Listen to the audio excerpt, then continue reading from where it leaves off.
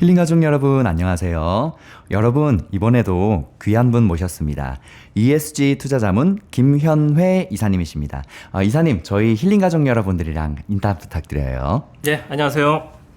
예, 김현회입니다. 예, 제가 즐겨보는 채널 중에 하나가 힐링 여행자거든요. 예, 그 중에서 이제 많은 좋은 얘기들을 많이 들었는데 저도 한번 또 힐링 여행자 이제 가족분들하고 공유할 수 있는 부분을 같이 좀 공유해서 제가 아는 범위에서 좀 나누고 싶어서 제가 한번 참여하고 싶다고 말씀을 드렸더니 잘 응해 주셔가지고 이렇게 출연하게 됐습니다. 반갑습니다. 네, 이사님 간단하게 어떤 일 주로 하시는 분인지 소개 한 번 더 부탁드려도 될까요? 네.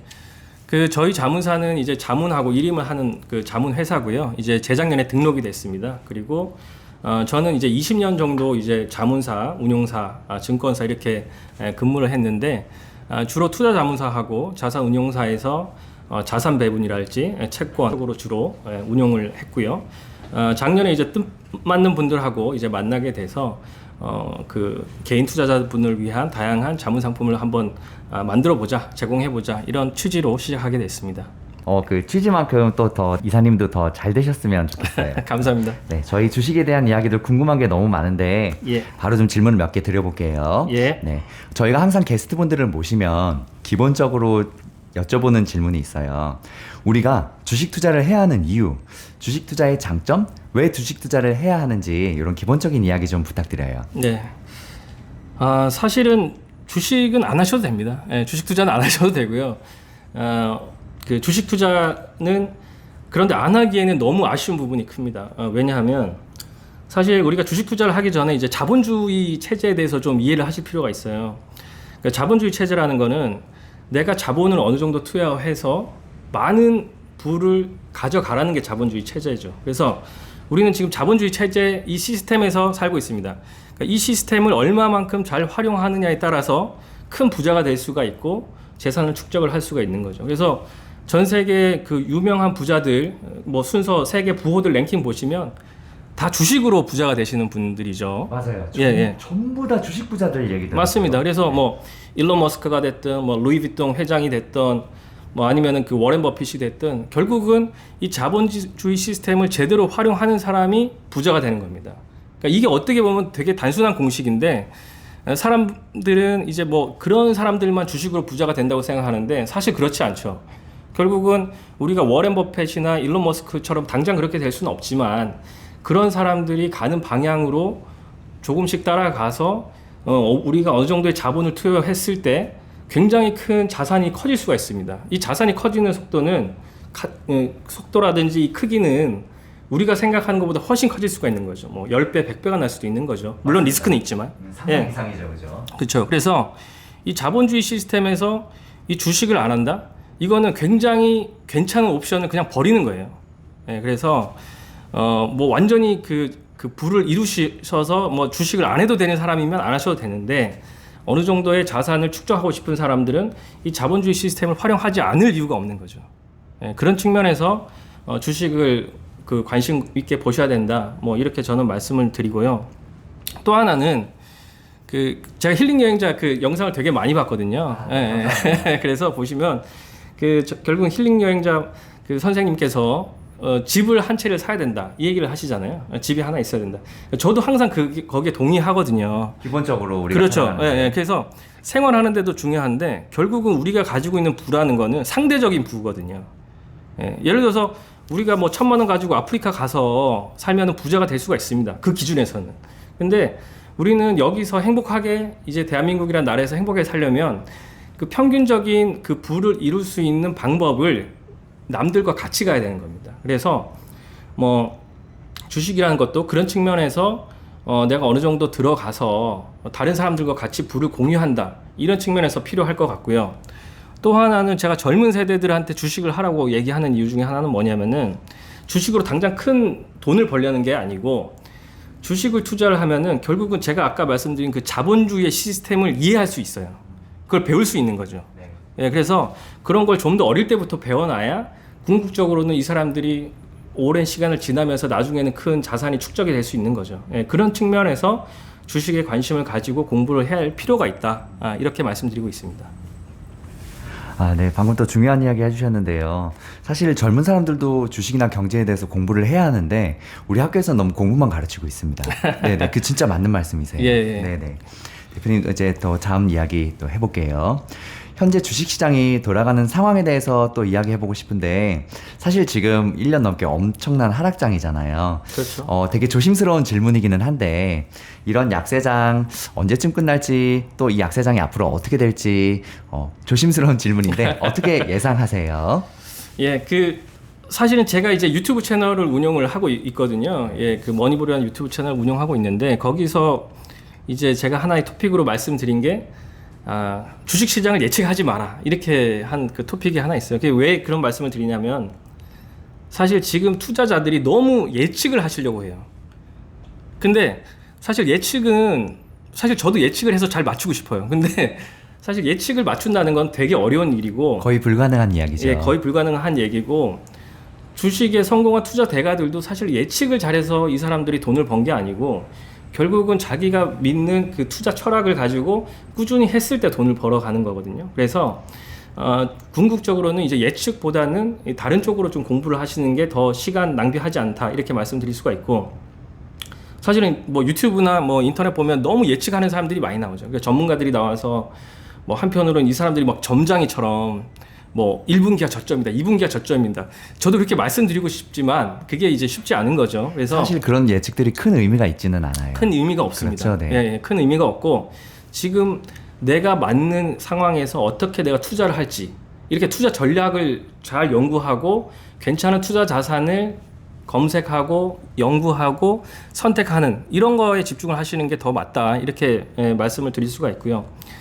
그럼에도 불구하고 짤막하게 그 지금 현재의 상황, 뭐 예측이 아니고 제가 생각하는 현재의 시장 상황을 말씀드리면 일단 뭐 지금 2023년이 시작됐습니다. 그 뭐 오늘 이제 두 번째 영업일인데 주가가 엄청 출렁거리더라고요, 주식이. 예.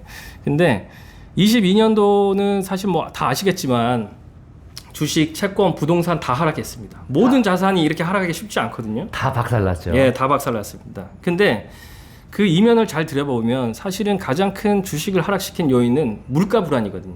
예, 물가 불안을 야기한 게 러시아 우크라이나 분쟁도 있고 그리고 미국에서 그 CPI 고용이 너무 좋게 나오고 그 미국의 이제 물가 지표가 계속 올라가고 또 중국이 코로나 이제 규제 락다운 한다면서 이제 공급망 이슈. 그러니까 중국이 이게 공급망 이슈는 세계 물가를 좌지우지할 수 있거든요. 그래서 중국 코로나 그게 굉장히 중요한 팩터인데 그런 요인 이런 것들이 이제 혼합되면서 물가 불안을 일으켰는데 올해도 결국은 이제 물가 불안이 언제 잡힐 수 있느냐 이게 이제 키인 것 같아요. 그래서 보면 러시아 우크라이나 분쟁 같은 경우는 뭐 아시겠지만 지금 그 우크라이나의 뒤에 뒷배가 미국이잖아요. 결국은 미국이 계속 지원을 해주기 때문에 지금 이 전쟁이 계속 지속이 되고 있다고 말씀드릴 수가 있습니다. 이 지원을 계속 해주고 있잖아요. 뭐 젤렌스키가 미국 의회 가서 연설도 하고 뭐 패트리어트 미사일도 받아오고 지금 계속 이게 분쟁이 지속되고 있기 때문에 이거는 사실 언제 끝날지 모른다. 저는 이렇게 지금은 생각이 들고요. 네. 두 번째로는 이제 미국의 얘기인데 미국의 이제 CPI가 굉장히 이제 높아지었는데 보면은 CPI를 올리는 많은 요소 중에 하나가 가장 큰 게 이제 그 원자재 가격이 있죠. 근데 원자재는 이제 보통 이제 전년 대비로 이렇게 보거든요. 그래서 원자재가 전년 대비로 봤을 때는 올해는 전년 대비해선 떨어질 수 있죠. 왜냐하면 이미 너무 많이 올랐고 이미 꽤 조정을 받고 있어요. 네. 예, 그리고 유가도 고점을 120불 찍고 지금 80불 정도 왔다 갔다 하고 있기 때문에 전반적인 이제 그 원자재 가격이 떨어지고 딱 하나 우려하는 거는 이제 서비스 지수. 그러니까 이제 그 파월이 걱정하는 그 임금 인상, 임금에 대한 부분인데 요 부분만 좀 잡히면 그 연준도 어느 정도 이제 금리 인상이라든지 이 그 물가 인상에 대한 두려움을 조금 더 완화시킬 수 있다. 이렇게 보면은 좀 더 긍정적으로 올해 시장 같은 경우는 좀 볼 수 있다. 또 하나 이제 중국은 이제 다 풀었잖아요. 이제 코로나 규제가 없이 이제는 감염자가 몇 명인지 발표도 안 하잖아요. 이제 완전 위드 코로나로 갔기 때문에 중국에서 발생하는 이 그 물가 불안 이런 부분이 꽤 많이 해소됐다. 이렇게 저는 판단을 하고 있습니다. 이사님 방금 중요한 말씀 또 해주셨는데요. 네. 시장을 예측하려고 하지 말고 우리가 이런 정보들을 많이 수집해서 나의 하나의 전략으로 삼아라. 그렇죠. 네, 이런 말씀이시죠? 그렇죠. 네. 너무 좋은 말씀 감사합니다. 감사합니다. 네. 예. 네, 이사님 다음 질문 또 해볼게요. 네. 우리 같은 개인 투자자들이 사실 주식으로 손해를 너무 많이 보고 있습니다. 그렇죠? 뭐 단타의 이야기뿐만 아니라 종목 선정도 중요하고 개인 투자자들이 주식으로 인해서 여러 가지 손해를 보는 이유 어떤 것들이 있을까요? 뭐 여러 요인이 있겠지만 사실 그 제가 생각하는 이제 페인 중에 하나는 사실은 너무 많은 정보를 듣고 그 많은 정보 중에서 뭔가를 이제 충분히 소화시키지 않은 상태에서 섣불리 들어갔다가 실패를 보시는 것 같아요. 그러니까 이제 그 보통 사람들 보면은 제 주변에 사람들 보면은 그 뭐 TV나 그 유튜브에서 괜찮은 종목이 있다. 그러면 일단 사고 보는 거죠. 그러면 포트폴리오가 굉장히 많아져요. 펀드 매니저도 아닌데 막 40개, 50개씩 이렇게 들고 가시더라고요. 근데 결국 이렇게 하면 관리가 안 되고 이 종목이 왜 올랐는지 왜 빠졌는지에 대한 이런 성찰도 없고 결국은 이게 뭐 수익이 나든 손실이 나든 내가 이게 언제 팔아야 될지에 대한 그 기준도 없는 거예요. 가장 큰 문제는 기준이 없이 운용을 한다. 기준이 없이 내가 자금을 굴리고 있는 거예요. 네, 대부분 그렇게 하기 때문에 기준 없이 내가 샀기 때문에 결국 나오는 것도 기준 없이 파는 거예요. 그래서 뭐 사실은 그 피터 린치라는 그 유명한 투자자가 한 얘기 중에 하나가 누구나 장기 투자자라고 얘기한다. 주식이 급락하기 전까지. 예, 그래서 들어갈 때는 내가 이거를 뭐 정말 장기로 투자해서 2배, 3배 길게 놓고 해야지라고 들어갔다가 막상 주가가 빠지면 이제 불안해지니까. 그러니까 왜냐하면 주식을 살 때 자기가 확신이 없이 그냥 산 거예요. 주변 얘기 듣고. 예, 그렇기 때문에 결국은 빠질 때도 그렇게 확신 없이 그 손절을 하게 되고 결국은 이 시장에서 이제 나가게 된다. 이렇게 말씀드릴 수가 있고요. 가장 중요한 거는 이제 투자에서는 자기 기준을 만들어야 돼요. 예, 그게 이제 투자의 원칙인 거죠. 그 이제 투자 가이드라인. 자신만의 투자 가이드라인을 만들어야 되는데 이 가이드라인을 이제 만들 생각을 안 하고 그냥 굉장히 뛰어난 누군가의 얘기를 들으면 이 사람 얘기가 맞겠구나 하고 들어갔다가 손해보고 이렇게 되는 거죠. 그러니까 자기 가이드라인을 만드는 연습을 계속 하셔야 되는 게 투자로 성공하시는 방법이다. 이 가이드라인을 만들 자신이 없으면 이제 저희 같은 자문사한테 가이드라인을 부탁을 하면 이렇게 되는 거죠. 예. 그렇죠. 사실 개인 투자자들이 자기가 중심을 갖고 이렇게 그 주식을 진행하기가 사실 쉽지는 않아요. 그렇죠. 그렇죠. 예. 그리고 방금도 말씀하셨듯이 이것저것 이 사람 저 사람 얘기 듣고 막 사다 보면 막 4, 50개씩 되고 그렇죠. 절대 그렇게 되면 안 된다는 거. 그렇죠. 그러니까 네. 저희 누나가 이제 그 주식을 포트를 보여주더라고요. 어느 날 주말 갔더니. 그래서 한 4, 50개가 있는데 자기가 뭐 산지도 몰라요. 예, 뭐 산지도 모르고 뭐 어떻게 해야 되냐 이런데 아니 자기 마음대로 들어간 걸 제가 어떻게 뭐라고 자문을 할 수가 있겠어요. 그래서 그냥 싹 비우고 그냥 자문을 나한테 넘겨라. 예, 그랬더니 그럼 널 어떻게 믿고 맡기냐요. 그래서 아시겠지만 남동생을 믿는 누나는 없어요, 이 세상에. 예, 남동생을 신뢰하는 누나는 없죠. 그래서 날 믿지 말고 내가 만든 투자 가이드라인, 투자 시스템 이대로 하면 뭐 투자자들이 괜찮은 지금 수익률이 나오고 있다. 이렇게 해라. 그랬더니 그럼 다행이네. 널 믿는 게 아니고 너의 시스템을 믿는 거. 그러니까 저도 이제 뭐 투자자도 다 마찬가지예요. 항상 감정에 앞서게 돼 있거든요. 네. 자기 감정에 앞서가지고 뭐 이렇게 행동했다 저렇게 행동했다 계속 왔다 갔다 하는데 자기 기준이 없으면 자기 투자 가이드라인이 없으면 결국은 어떤 전문가들도 실패를 하게 마련입니다. 예. 사실 그럴 수밖에 없죠. 왜냐하면 그 자기 돈이 들어가면 그만큼 감정이 이제 이익되기 때문에 그렇죠. 더 어려워진다고 하더라고요. 예, 맞습니다. 예. 네, 이사님 다음 질문 또 해볼게요. 예. 방금 이야기해 주셨던 거의 연장선인데 투자에서 가장 중요한 자신만의 원칙이 있으시다면 어떤 것들이 있으신가요? 예, 그래서 뭐 연결되는 얘기인데요. 네. 제가 하나 빼먹은 게 결국은 그 저희가 이제 유튜브나 TV를 통해서 많은 전문가들이 나오시잖아요. 그러니까 주식 전문가도 나오시고 이제 애널리스트들도 많이 나오시는데 주식 전문가나 애널리스트 분들 뭐 또 헤지펀드 매니저들도 있겠죠. 그 투자에 이제 대가라는 사람들을 우린 너무 많이 쉽게 접하고 있어요. 근데 중요한 거는 이 투자의 전문가들은 이 업의 종사자예요. 저는 이 업에 종사를 해봤잖아요.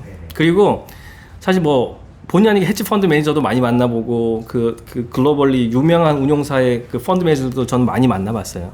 근데 이 사람들은 자기한테 유리한 얘기를 하는 거예요. 투자자를 위한 그 유리한 얘기가 아니고, 펀드 매니저는 자기의 펀드를 팔기 위한 얘기를 하는 거고, 애널리스트는 자기의 산업 리포트, 그리고 자기가 픽하는 종목에 대한 뭔가의 의미 있는 전달을 하는 게 그 자기 업을 하는 거잖아요. 그래서 이 사람들이 누굴 속이는 게 아니고 자기 업을 하는 사람들인데, 개인 투자자들은 이 사람들하고는 상관이 없는 거예요. 엄밀하게 얘기하면. 그렇죠. 그냥 개인 투자자들은 이 업에 종사하는 사람들은 자기 업에 맞는 얘기를 하는 거예요. 예를 들어서 아크 ETF라고 아시잖아요. 그 캐시 우드라는 사람이 항상 지금 성장주가 좋다 매번 그렇게 얘기하잖아요. 그 아무리 그 종목이 떨어지고 ETF 성과가 안 좋아도. 근데 이 업에 있는 그 위치이기 때문에 이 사람은 그 얘기밖에 할 수가 없는 거예요. 자기 상품 자기 팔아야 되니까. 그렇죠. 먹고 살아야 되니까. 이게 안 된다. 이게 뭐 이제 그 뭐죠? disruptive technology라고 하잖아요. 막 그런 이제 테크놀로지 기업들이 어마어마하게 성장할 수 있다. 이런 얘기들을 계속 하지 않으면 자금이 들어오지 않고, 그 자금이 들어오지 않으면 자기가 가지고 있는 종목이 뒷받침이 안 되는 거죠. 예, 그래서 이 업의 종사자의 얘기를 너무 귀담아 듣지 마라. 업의 종사자는 궁극적으로는 자기 위치에서 유리한 얘기를 할 뿐이다. 이렇게 좀 말씀드리고 싶습니다. 진짜 중요한 이야기 해주셨습니다. 사실 이런 애널리스트 분들이 물론 올바른 통찰력을 갖고 이야기해 주시는 분도 계시지만, 이분들도 결론은 이제 속된 말로 장사꾼이란 말이에요. 내 상품을 팔기 위해선 이 상품을 더 과대하게 불려서 이야기를 할 수밖에 없는 거죠. 그쵸. 하지만 우리가 이제 이런 정보들이 많이 노출이 돼 있다는 말씀이시죠. 그렇죠. 예. 진짜 이런 거 구별하는 거 많이 필요할 것 같아요. 맞습니다. 네네. 예. 다음 질문 또 해볼게요, 이사님. 예.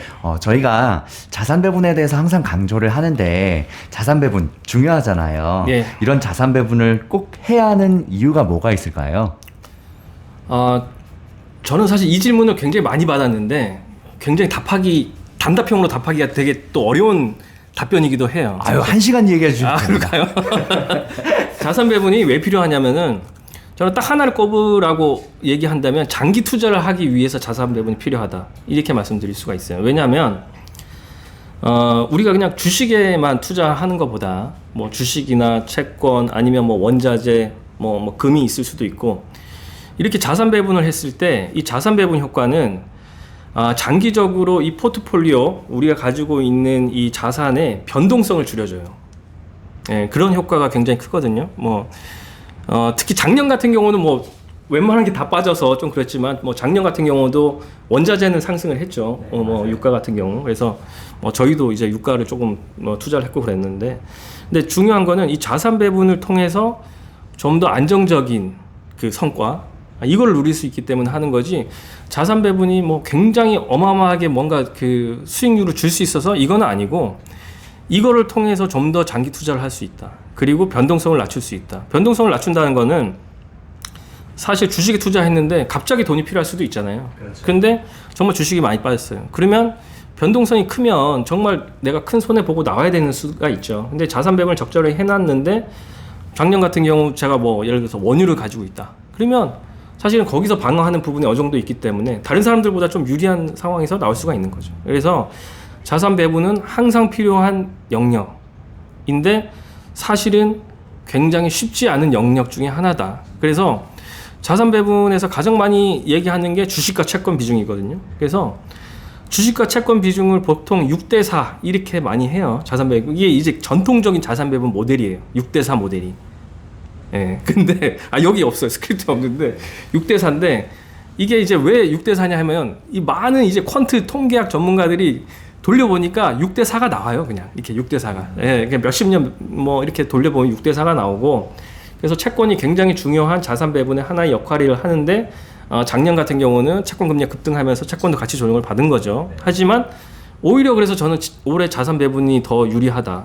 왜냐하면 채권이 원래는 주식이 급락할 때 채권이 어느 정도 방어를 해주거든요. 이게 밸런스가 맞고, 그래서 뭐 2008년 같은 경우, 이거 화면 띄워주시면 아시겠지만 S&P 500 ETF가 37% 빠졌는데 TLT라고 해서 미국 국채 그 장기 ETF가 34.8% 올랐잖아요. 그래서 이렇게 그 위험 자산이 크게 조정받을 때 국채가 이제 많이 올라갈 수가 있는 그런 이제 사이클이 일반적인데 이런 사이클에서 주식의 하락을 방어할 수 있는 게 이제 채권이고 채권을 하려면 결국 자산 배분을 해야 된다. 작년엔 자산 배분 효과가 거의 없었던 해다. 그렇죠. 굉장히 특별한 예. 해죠. 올해는 자산 배분 효과가 클 수 있다. 예, 이렇게 저는 보고 있습니다. 또 중요한 말씀 해주셨는데요. 이 자산 배분을 해야 하는 기본적인 이유가 우리가 장기 투자로 안전하게 계속 꾸준히 가기 위한 하나의 중요한 수단으로 하라는 말씀이시죠? 맞습니다. 예. 네네, 알겠습니다. 네, 다음 질문 또 해보겠습니다. 이번에는 레버리지에 대한 이야기인데요. 그 레버리지 종목들의 장단점과 유연성, 물론 모든 종목이나 이런 파생상품 장점도 있고 단점도 있겠죠. 어떻게 생각하세요? 이야기 부탁드려요. 네.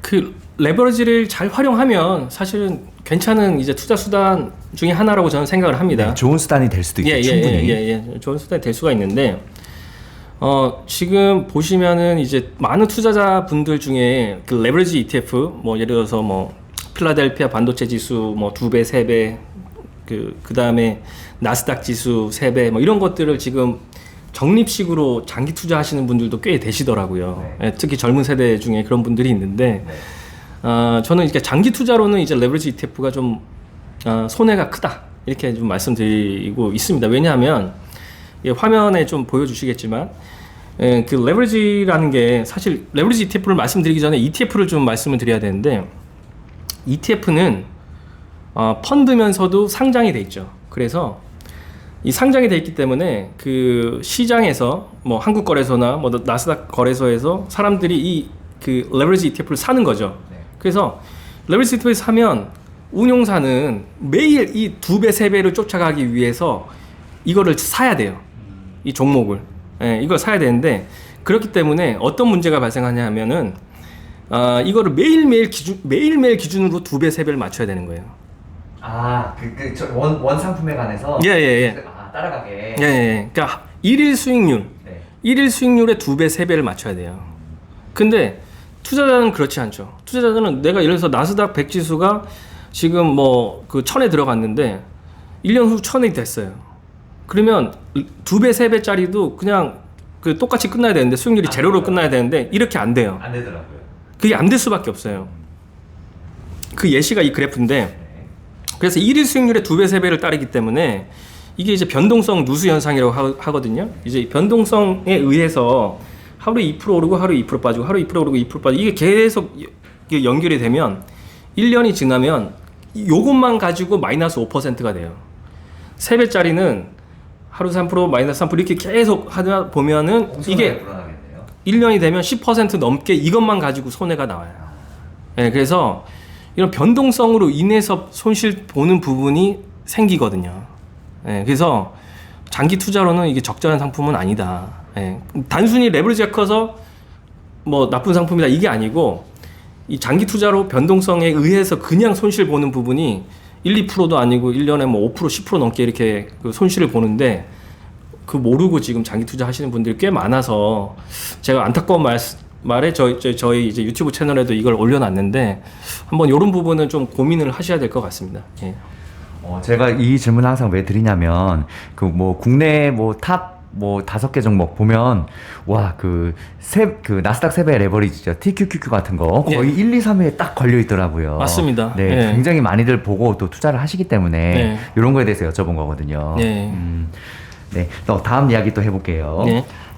미국 주식 시장과 한국 주식 시장 어떠한 차이가 있을까요?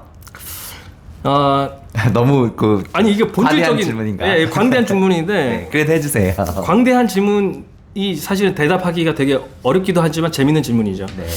그 사실은 아까 제가 이제 주식을 왜 투자하느냐 여기서 이제 자본주의에 대한 부분을 말씀드렸잖아요. 네. 그러니까 자본주의에 우리가 체제에 살고 있는데 주식을 안 할 이유가 없다.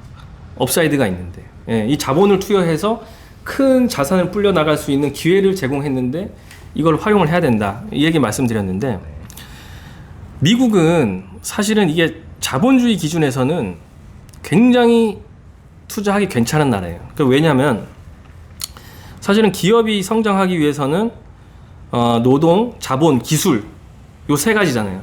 요 세 가지인데 일단 노동 기준에서 보면은 세계 유수의 대학교 탑 30위 중에 반 이상이 아마 미국일 겁니다. 예, 그래서 미국이 정말 양질의 노동력을 가지고 있죠.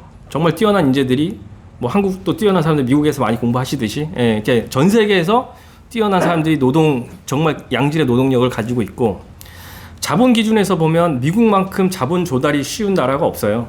많은 벤처 캐피탈, PE 뭐 그리고 이제 그런 이 자본시장 상장도 자유롭고 뭐 이렇기 때문에 그런 부분도 있고 또 채권 시장이 굉장히 발달했어요. 그러니까 자본을 받아들이려면 자기 자본 주식도 있지만 채권도 중요하잖아요. 회사채 시장이 가장 많이 발달했고 하이힐드 채권 시장이 가장 많이 발달한 나라 미국이에요.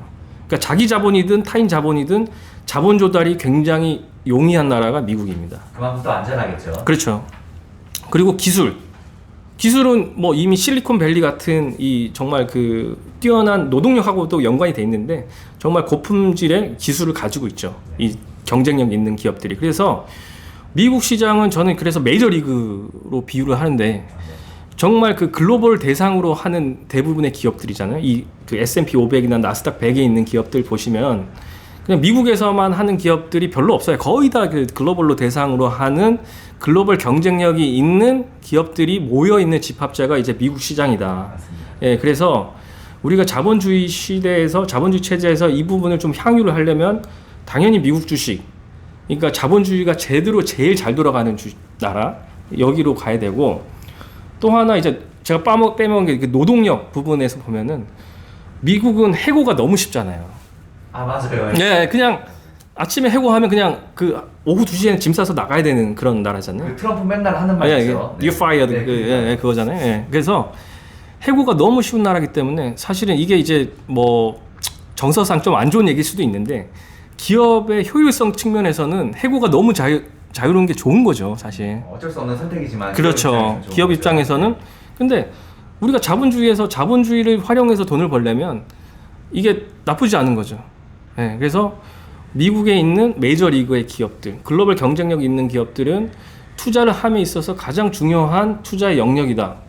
예, 이렇게 저는 판단을 하고 한국의 주식시장은 뭐 저 말고도 굉장히 많은 전문가들이 말씀하실 테니까 뭐 저 깊이 있게 말씀 안 드리겠는데 한국도 나름대로는 자본주의에 맞게끔 계속 발전을 해오고 있기 때문에 글로벌 경쟁력 있는 기업들 그리고 한국은 사실 뭐 천연자원이 없다 보니까 결국은 기술력이라든지 뭐 그 다음에 한국인들이 잘하는 이런 영역에서 정말 글로벌 경쟁력 있는 많은 좋은 기업들이 지금 상장돼서 좀 뭐 작년에 많이 빠졌고 저평가인지 아닌지는 잘 모르겠습니다만 거기 맞게끔 굴러가고 있기 때문에 한국 주식도 관심을 가지실 필요가 있겠지만 미국 주식은 메이저리그니까 당연히 좀 하셔야 된다. 뭐 저는 이렇게 판단하고 결국은 우리나라도 이제 뭐 박찬호 선수가 미국에 진출하니까 결국은 많은 그 코리아 메이저 리거들이 나오는 거잖아요. 예, 그래서 그런 측면에서 좀 더 글로벌한 관점에서 우리가 투자를 해야 필요가 있다 이렇게 판단하고 있습니다.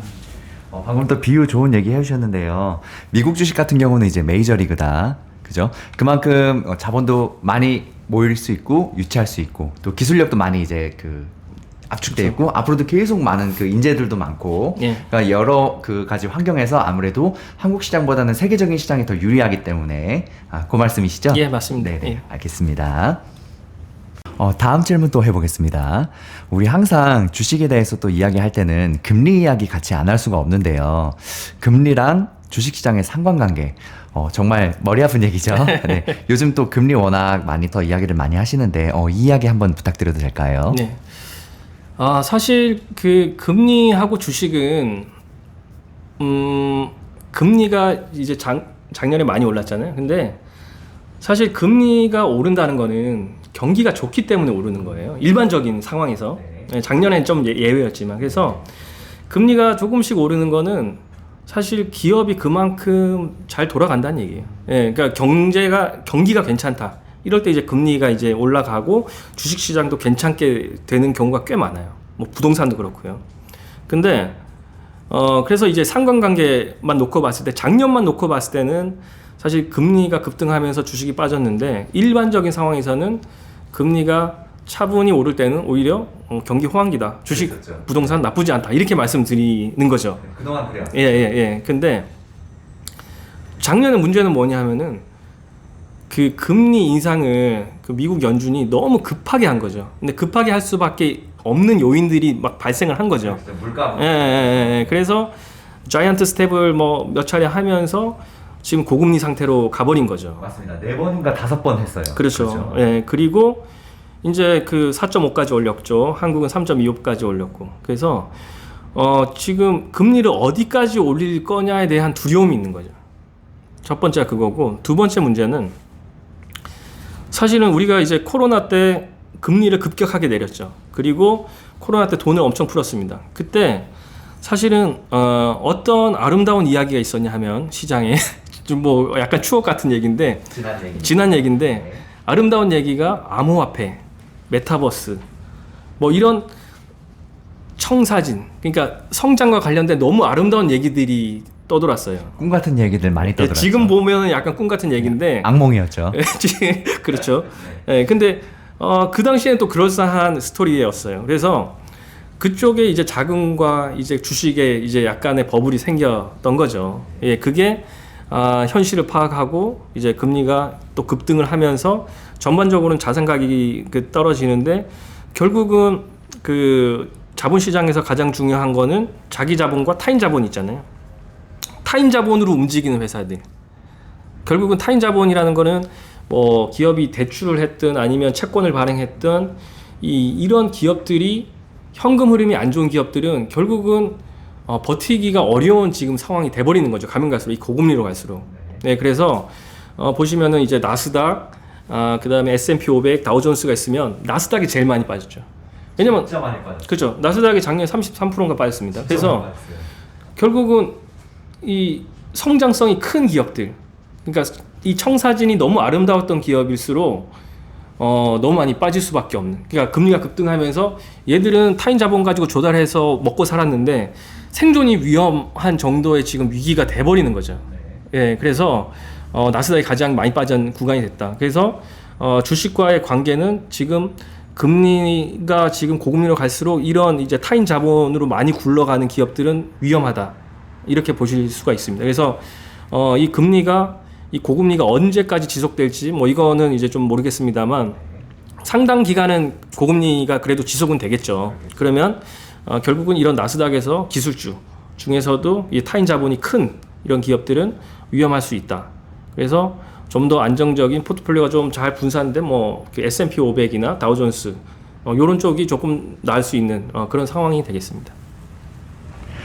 네. 지금 말씀하신 금리 이야기뿐만 아니라 우리 또 고용지표, 뭐 물가지표 등 금리와 같이 정말 제일 중요한 것들이잖아요. 네. 이런 지표들이 주식시장에 많은 영향을 미치고 있는데 이런 그 이유가 그리고 이런 이유를 우리 이런 지표들을 또 왜 같이 또 파악해야 하는지 그 이야기도 좀 부탁드려요. 그 물가하고 고용을 가지고 사실은 그 통화 정책을 결정을 합니다. 맞습니다. 예, 이건 모든 중앙은행이 공통적인 그냥 이건 뭐 교과서에 나오는 얘기죠. 네, 요거 두 개 플러스 이제 금리가 되는 거죠. 그렇습니다. 예. 그래서 근데 이제 미국이란 나라는 굉장히 독특한 게 아까도 말씀드렸지만 해고가 너무 쉽잖아요. You fired 하면 바로 해고되는 나라라서 2020년 코로나 위기 때 봤더니 그 갑자기 실업률이 급등을 하는 거죠.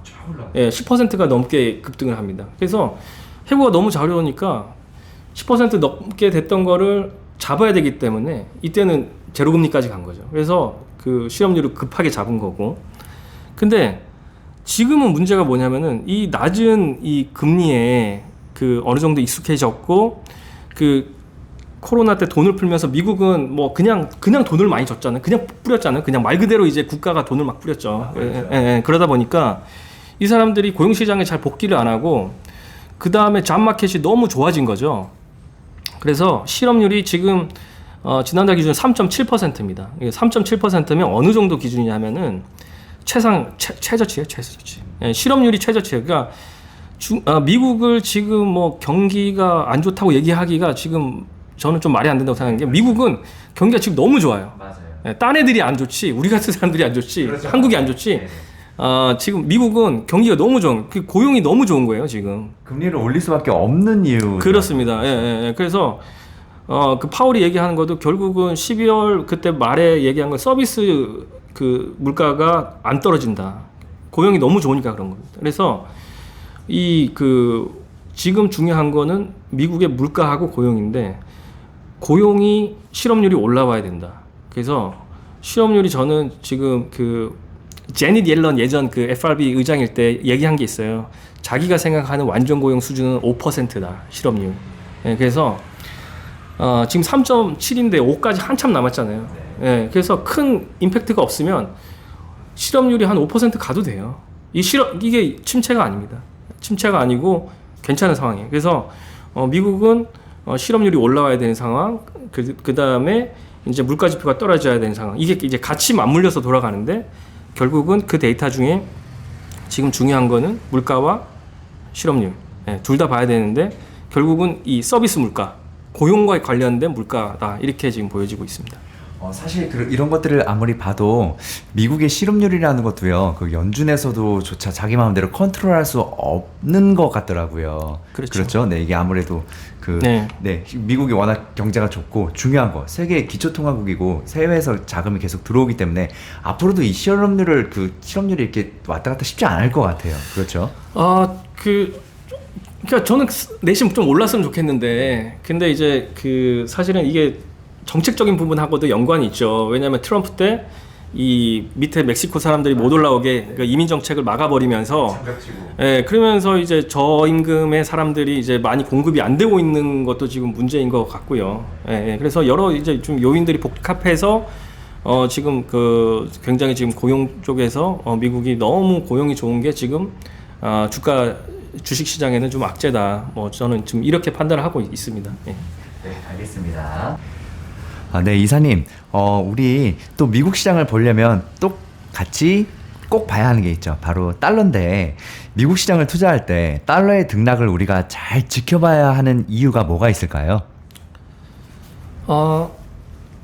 사실은 그러니까 투자 관점에서 달러를 생각을 하면, 네, 이제 달러는 말씀하신 대로 이제 기축통화고, 그렇기 때문에 이 통화의 세계에서는 이제 안전자산인 거죠. 뭐 하드 커런시라고 하는데, 특히 작년 같은 경우는 달러만 강해졌고 다른 이제 하드 커런시, 다른 이제 안전 통화들이 다 약세였죠. 뭐 엔화도 그렇고 유로화도 그렇고 오직 달러만 이제 강했던 이제 한 해였고, 지금 달러는 결국은 이 투자 관점에서, 특히 우리 한국인들 기준의 투자 관점에서 달러가 굉장히 의미가 있는 자산 배분이에요. 예, 그래서 제가 이제 미국인이 투자를 하는 것보다 한국인이 자산 배분하기가 더 유리한 부분이 이제 달러입니다.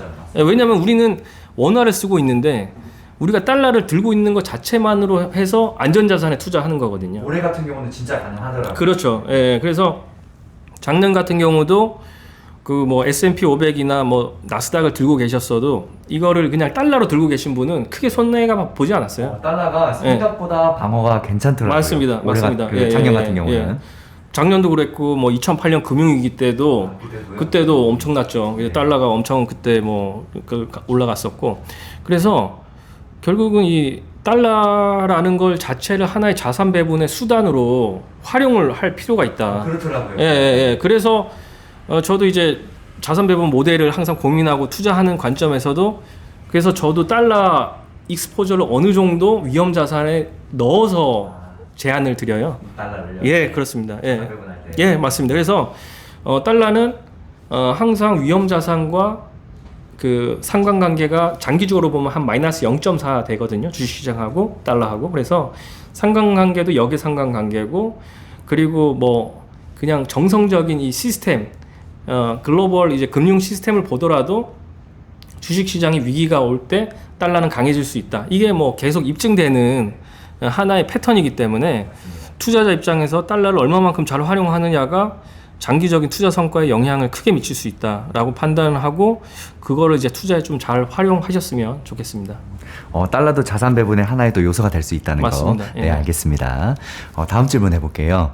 중국이 이번에 중국 이야기 해볼까 하는데 제로 코로나에서 위드 코로나로 갑자기 바뀌었어요. 그렇죠? 네. 전반적으로 중국 경제가 다시 살아날 것으로 예상을 하고는 있는데, 또 한편으로는 지금 이제 베이징은 뭐 90% 감염됐다고 그러더라고요.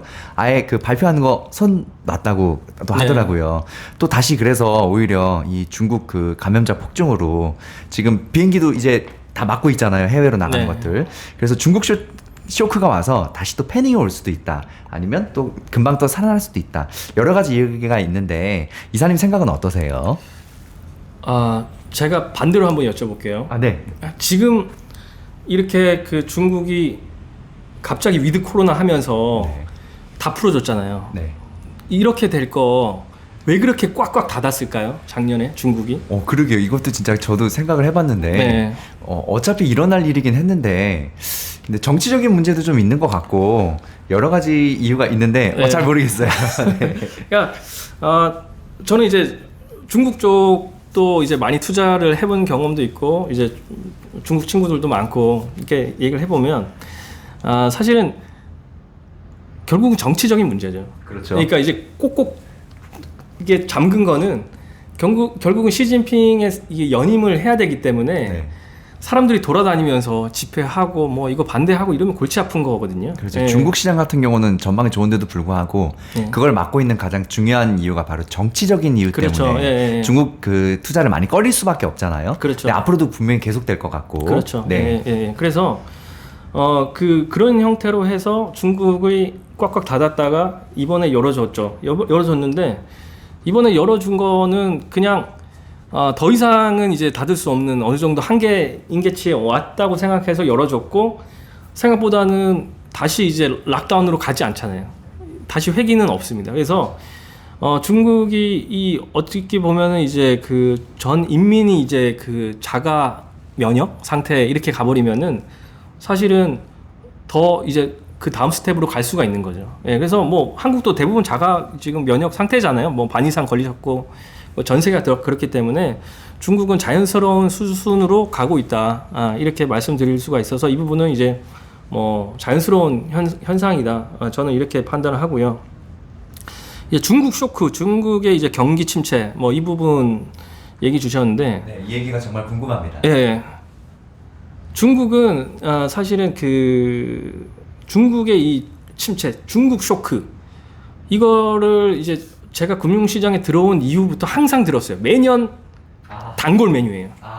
매년마다 들으셨어요? 예, 매년 네. 중국 쇼크에 대한 얘기를 특히 뭐 2008년 그 베이징 올림픽 이후에 뭐 위험할 거다부터 해가지고 굉장히 많이 들었는데 사실은 중국이 뭐 나름 내부적으로 이제 분쟁도 있고 여러 가지 요인도 뭐 이게 그 뭐 지방 정부의 부채라든지 뭐 여러 가지 이제 문제들은 있지만 사실은 중국이 중요한 역할을 하는 거는 글로벌 공급망에서 중요한 역할을 하는 거예요. 그러니까 중국을 투자하고 안 하고를 떠나가지고 중국의 역할은 세계 공장이잖아요. 맞습니다. 예, 그래서 중국이 없이는 어떤 나라도 돌아갈 수 없어요. 그러니까요. 예, 그래서 그것 때문에 중국이 너무 중요한 거예요. 사실은 중국을 투자하고 안 하고를 떠나서. 그래서 글로벌 공급망에서 중국이 너무 중요한 역할을 하고 있는데 그 나라가 그래도 웬만큼 돌아가야 되는 거죠. 예, 그래서 뭐 그것도 그거지만 이 쇼크 문제를 놓고 봤을 때는 이 쇼크는 사실은 검증된 바가 없다. 저는 이렇게 지금까지 결론을 내고 있어요. 왜냐하면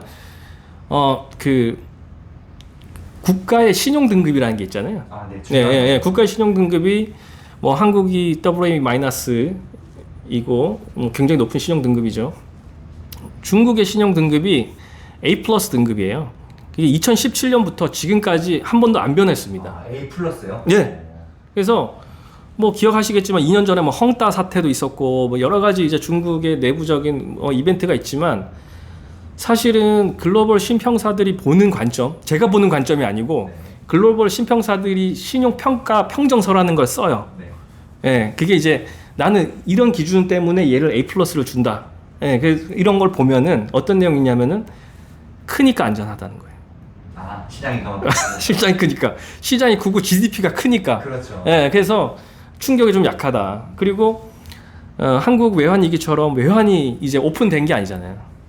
그렇죠. 위안은 좀 다르죠. 예, 그 외환 시장이 오픈이 돼 있으면 환 공격에 뭐 취약할 수도 있고 한데 일단 외환이 오픈이 안 돼 있고 아직은 이제 독립적으로 돌아가고 중국의 그 본토 A주 시장이 외국인 투자 비중이 지금 한 3%대로 오히려 줄었어요. 줄었어요. 외국인 투자가 다 빠져도 사실 별 임팩트가 없어요, 사실. 아, 중국은 네. 네, 중국 본토에 뭐 투자들 많이 하라 그랬는데 실질적으로 뭐 별로 투자한 게 없어요, 외국인들이. 네, 그래서 그런 이제 뭐 자금이 확 빠져나갈 뭐 그런 리스크는 별로 없다. 오히려 그 시진핑 4년임 때 그때 조정받고 그 이후로는 장이 조금씩은 반등을 하고 있는 상황이잖아요. 그래서 이 정치적인 안정, 그게 뭐 정치적인 게 뭐 좋고 그런 걸 이걸 떠나가지고 일단 정치적인 안정이 됐고, 정치적인 안정이 되고 나서 시진핑이 뭐 굉장히 그 횡보를 뭐 그 전까지는 해외도 안 돌아다니다가 지금 해외 막 돌아다니고 있잖아요. 맞아요. 뭐 한국 온다는 지금 루머도 있잖아요. 네. 예, 그래서 그런 그 정치적 안정이 있다는 게 되게 좋은 그 시장의 저는 시그널이라고 생각을 하고, 그 다음에 코로나의 락다운에 대해서 이제 완전히 그 해소가 됐고 신경 쓰지 않는다. 뭐 원 수순대로 가고 있다. 이런 측면에서는 긍정적으로 보는데, 주식 투자 관점에서는 어떻게 볼 거냐? 주식 투자는 제가 뭐 서두에도 말씀드리고 아까도 말씀드렸지만 이 자본주의 체계가 잘 돌아가야 되는 시장인 거죠. 중요하죠. 예, 그게 시장인데, 시진핑 정부 그 초창기에는 자본주의가 꽤 잘 돌아가는 듯 보였어요. 제 기준에서는. 예, 그랬는데 이제 재작년 보면은 뭐 이제 그 중국은 크게 이제 민영 기업하고 국영 기업 있잖아요. 맞아요. 예. 그래서 사실은 옛날에는 다 국영 기업이었죠. 그렇죠. 민영 기업이라는 것 자체가 존재한 게 없었죠. 등소평 때 이제 새로 처음 생기는 거죠. 80년대 뭐 90년대 뭐 생긴 거고, 원래 다 국영 기업이었는데. 국영 기업들의 파워가 엄청나더라고요. 맞습니다. 네. 뭐 지금도 엄청난 거죠. 정부에서도 지원도 많이 해주고. 그렇죠. 예. 그래서 국영 기업이 정부의 뒷배가 있어서 이제 유지가 되는 거고. 그렇겠죠.